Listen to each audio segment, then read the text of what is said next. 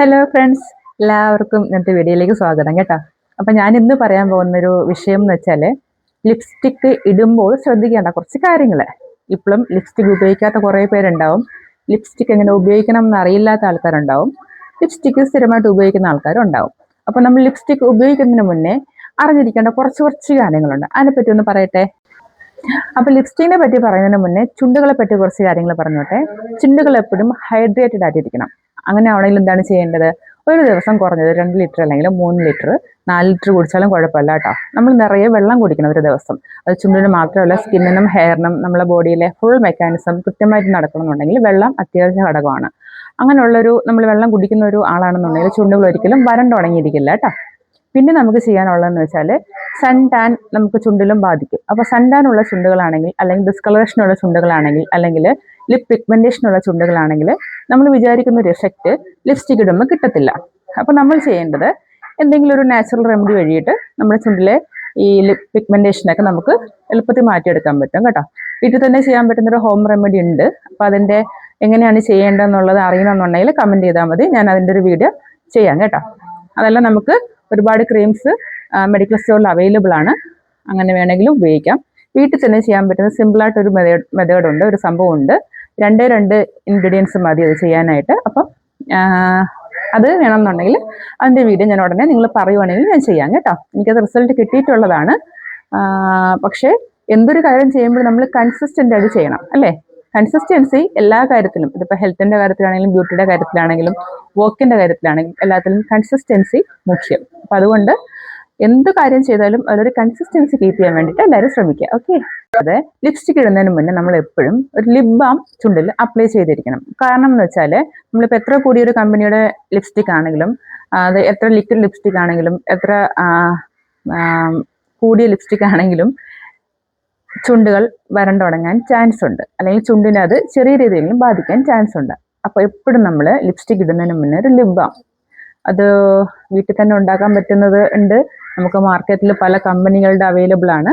അപ്പോൾ നമുക്ക് ഏതെങ്കിലും ലിപ് ബാം ചുണ്ടിൽ അപ്ലൈ ചെയ്ത് ഒരു 10 മിനിറ്റ് അല്ലെങ്കിൽ ഒരു 5 മിനിറ്റ് കീപ്പ് ചെയ്തതിനു ശേഷം വൈപ്പ് ഓഫ് ചെയ്യുക. അതിനുശേഷം വേണം മാത്രം ലിപ്സ്റ്റിക് ഇടാനായിട്ട്. ലിപ് ബാം ഇട്ടുടങ്ങിയ തന്നെ നമ്മൾ ലിപ്സ്റ്റിക് ഇടുവാണെങ്കിലുള്ള പ്രശ്നം എന്തെന്ന് വെച്ചാൽ, ലിപ് ബാം ഇട്ടതിൻ്റെ പുറത്തുകൂടി നമ്മൾ ലിപ്സ്റ്റിക് ഇടുന്ന സമയത്ത് അത് നമുക്ക് ലോങ് ലാസ്റ്റിംഗ് ആയിട്ട് നിൽക്കില്ല ലിപ്സ്റ്റിക്ക്. കാരണം അതൊരു ഓയിൽനെസ് ഉള്ള ഒരു ക്രീമി ടെക്സ്ചർ ആയിരിക്കുമല്ലോ നമ്മുടെ ലിപ് ബാം എന്ന് പറയുന്നത്. അപ്പം അതുകൊണ്ട് ലിപ്സ്റ്റിക്ക് അത്ര ലോങ് ലാസ്റ്റിംഗ് ആവില്ല. അപ്പോൾ ചുണ്ടുകൾ നമുക്ക് ഒരു മോയ്സ്ചറൈസിങ് എഫക്റ്റ് കിട്ടാൻ വേണ്ടിയിട്ട് ലിപ് ബാം അപ്ലൈ ചെയ്യുക. അതിനുശേഷം അത് വൈപ്പ് ഓഫ് ചെയ്ത് കളയുക. ശേഷം മാത്രം ലിപ്സ്റ്റിക് അപ്ലൈ ചെയ്യാൻ വേണ്ടി ശ്രമിക്കുക കേട്ടോ. എൻ്റെ കയ്യിലുള്ളൊരു ലിപ് ബാം ഞാൻ കാണിച്ചു തരാം. ഇത് ഞാൻ വീട്ടിൽ തന്നെ ഉണ്ടാക്കിയ ഒരു ലിപ് ബാമാണ്. നാച്ചുറലാണ്, അത്യാവശ്യം കളറുള്ളതാണ്. ബീട്രൂട്ട് വെച്ചിട്ട് ഉണ്ടാക്കിയതാണ് കേട്ടോ. ബീട്രൂട്ട് ജ്യൂസ് വെച്ചിട്ട്. പലർക്കും അറിയായിരിക്കും ഇത്. പലരും യൂട്യൂബിലും ഇൻസ്റ്റയിലൊക്കെ കണ്ടിട്ടുണ്ടാവും ഇത് ഉണ്ടാക്കുന്നത് എങ്ങനെയാണെന്നുള്ളത്. ഇതിനെപ്പറ്റി അറിയില്ല എന്നുള്ളവരാണെങ്കിൽ ചോദിക്കുകയാണെങ്കിൽ ഞാനിത് ചെയ്യുന്നൊരു വീഡിയോ ചെയ്യാം. അല്ലെങ്കിൽ ഇതിൻ്റെ ഇൻഗ്രീഡിയൻസ് ഏതൊക്കെയാണെന്ന് ചോദിച്ചു കഴിഞ്ഞാൽ അത് ഞാൻ പറഞ്ഞുതരാം കേട്ടോ. ചോദിച്ചാൽ മതി. അപ്പം നമുക്കൊരു ലിപ് ബാം അപ്ലൈ ചെയ്തതിന് ശേഷം മാത്രം വേണം ലിപ്സ്റ്റിക്ക് ഇടാനായിട്ട്. ഇനി ലിപ്സ്റ്റിക്ക് സെലക്ട് ചെയ്യുമ്പോൾ ശ്രദ്ധിക്കേണ്ട കുറച്ച് കാര്യങ്ങൾ എന്ന് പറഞ്ഞു കഴിഞ്ഞാൽ, എപ്പോഴും നമ്മൾ അത്യാവശ്യം നല്ലൊരു ബ്രാൻഡിൻ്റെ, അറിയപ്പെടുന്ന ഒരു ബ്രാൻഡിൻ്റെ തന്നെ ബ്രാൻഡഡ് ലിപ്സ്റ്റിക്ക് വാങ്ങാൻ വേണ്ടി ശ്രദ്ധിക്കുക കേട്ടോ. കാരണം എന്ന് വെച്ചാൽ നമുക്ക് ചീപ്പായിട്ട് തന്നെ പല ബ്രാൻഡിൻ്റെ പല ക്വാളിറ്റിയിൽ നമുക്ക് മാർക്കറ്റിൽ നിന്ന് അവൈലബിൾ ആണ്. പക്ഷേ അത് നമുക്കതിൽ ലിപ്സ്റ്റിക്കിൽ മെറ്റൽ കണ്ടന്റ് കൂടുതലായിരിക്കും. എത്ര ശ്രദ്ധിച്ചാലും നമ്മൾ ഫുഡ് കഴിക്കുമ്പോഴും വെള്ളം കുടിക്കുമ്പോഴൊക്കെ ഇച്ചിരി ലിപ്സ്റ്റിക്ക് നമ്മുടെ ഉള്ളിലേക്ക് പോകും. അങ്ങനെ പതുക്കെ ഈ ലോ ക്വാളിറ്റി ഉള്ള ലിപ്സ്റ്റിക്ക് നമ്മൾ ഉപയോഗിക്കുകയാണെങ്കിൽ അതിൽ മെറ്റൽ കണ്ടൻസും അല്ല കെമിക്കൽസൊക്കെ ഉള്ളിൽ പോയതിന് ശേഷം നമുക്ക് ഹെൽത്ത് ഇഷ്യൂസ് ഉണ്ടാവാൻ ഭാവിയിൽ, ഒരു ദിവസം കൊണ്ടല്ല തുടർച്ചയായിട്ട് ചെയ്യുമ്പോൾ നമുക്ക് ഭാവിയിൽ പ്രശ്നങ്ങൾ ഉണ്ടാവാൻ ചാൻസ് ഉണ്ട്. അതുകൊണ്ട് ലിപ്സ്റ്റിക് ഉപയോഗിക്കുന്നവർ എപ്പോഴും നല്ലൊരു ബ്രാൻഡഡ് ലിപ്സ്റ്റിക്ക് ഉപയോഗിക്കാനായിട്ട് എപ്പോഴും ശ്രദ്ധിക്കുക കേട്ടോ.